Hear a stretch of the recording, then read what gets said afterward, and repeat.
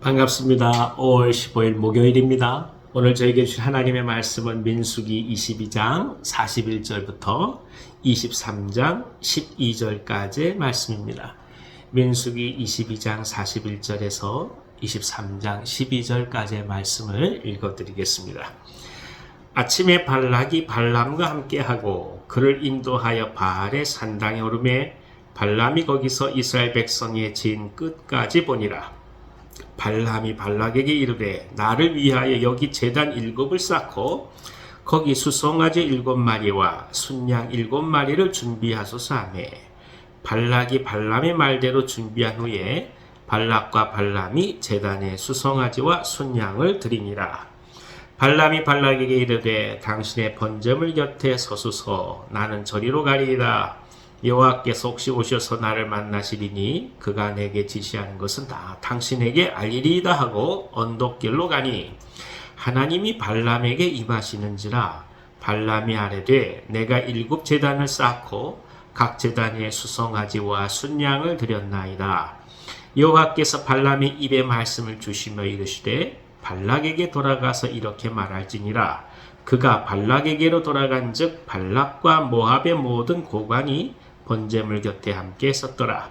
발람이 예언을 전하여 말하되 발락이 나를 아람에서 모압 왕이 동쪽 산에서 데려다가 이르기를 와서 나를 위하여 야곱을 저주하라.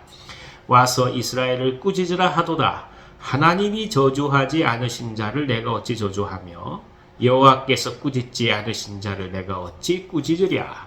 내가 바위 위에서 그들을 보며 작은 산에서 그들을 바라보니 이 백성은 홀로 살 것이라. 그를 여러 민족 중에 하나로 여기지 않으리로다.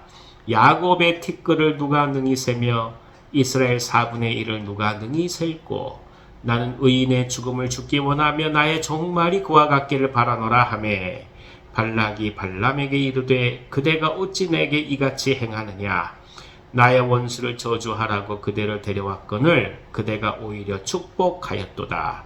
발람이 대답하여 이르되 여호와께서 내 입에 주신 말씀을 내가 어찌 말하지 아니할 수 있으리까.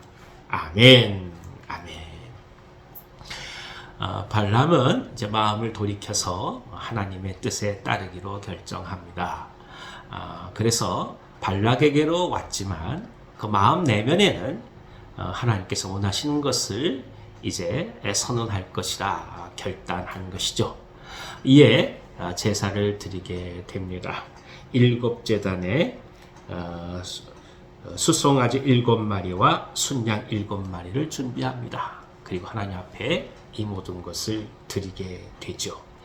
그리고 이 제사 이후에 비로소 이스라엘을 향하여 선포를 할 때 발락의 의도와는 전혀 다른 저주가 아니라 축복의 말씀을 발람은 선포하게 됩니다. 그의 선포하는 말은 바로 이와 같습니다. 하나님께서 저주하지 않은 자를 어찌 저주하겠는가? 그리고 하나님께서 꾸짖지 않은 자를 어찌 꾸짖겠는가? 발락의 의도와는 전혀 다른 저주가 아닌 축복을 선언하게 되는 것이죠. 우리는 여기서 놀라운 하나님의 주권을 보게 됩니다. 아무리 어떤 계획을 세우고 또 어떤 의도를 가지고 사람을 해하려고 한다 할지라도 하나님은 하나님의 백성을 지키시고 인도에 가신다는 것을 또 한번 보게 됩니다. 심지어 발락의 심장부에서 오히려 발람을 통하여 이스라엘의 축복을 선언하게 함으로써 진정 하나님의 뜻이 어디에 있는지 하나님의 나라가 무엇인지를 깨닫게 하는 것입니다. 심지어 발람은 축복하기를 야곱의 티끌을 누가 살 것이냐, 또 이스라엘 4분의 1을 누가 살 것이냐, 이렇게까지 얘기를 합니다. 그만큼 강대하고 그리고 번성할 것이라는 것을 선언하는 것이죠. 아울러서 나는 의인의 죽음을 죽기를 원한다, 이렇게 고백하고 있습니다. 무슨 말이겠습니까? 하나님의 뜻을 전하고 하나님의 말씀을 선포할 때 그것이 차라리 죽음을 가져온다 할지라도 자신은 그런 의로운 길을 선택하겠노라라는 아주 결의에 찬 고백인 것입니다. 그렇습니다. 인생을 살면서 우리 또한 이런 경우들을 많이 경험하게 될 것입니다. 그러니까 두 가지를 생각하게 되는 거죠. 하나는 어떤 상황이라 할지라도 하나님의 사람들은 하나님께서 저주의 상황을 돌이켜서 축복의 상황으로 바꾸신다. 이것을 믿고 가야 한다는 것입니다. 지금 아무리 어렵다 할지라도 지금 눈에 아무것도 빛이 보이지 않는 것 같다 할지라도 그것이 전부가 아니라는 것이죠. 반드시 계획이 있으시고 하나님께서 이끌어 가심을 신뢰하고 이 모든 저주가 축복으로 바뀔 것을 담대히 선언하면서 오늘을 부둥켜 안고 살아가야 한다는 것입니다. 그리고 또 하나는 어떤 상황이 다가온다 할지라도 이 믿음을 갖고 있기 때문에 우리가 선택하고 결단해야 될 것은 하나님의 의의 길을 선택하며 나아간다 하는 것입니다. 우리 믿음의 선진들이 다 이 길을 선택했습니다.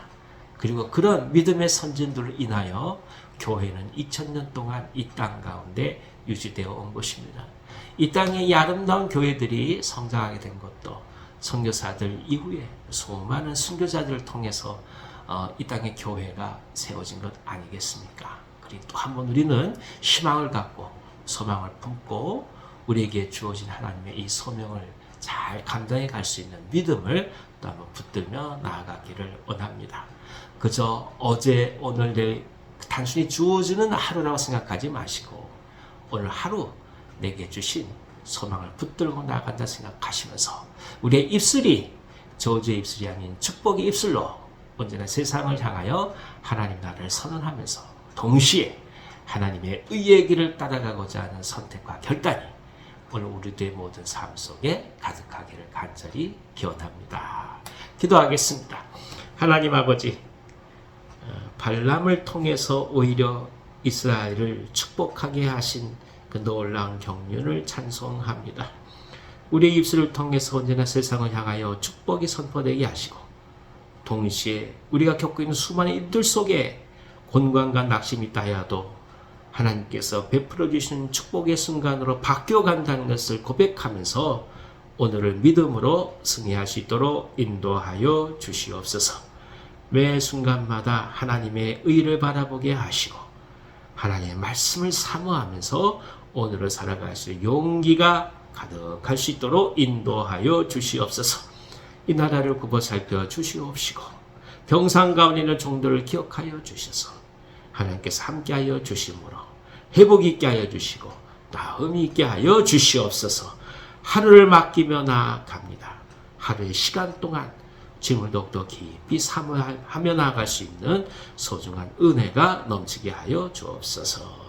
예수님의 이름으로 축복하고 기도하옵나이다. 아멘. 아멘. 오늘 하루도 승리하시기를 바랍니다.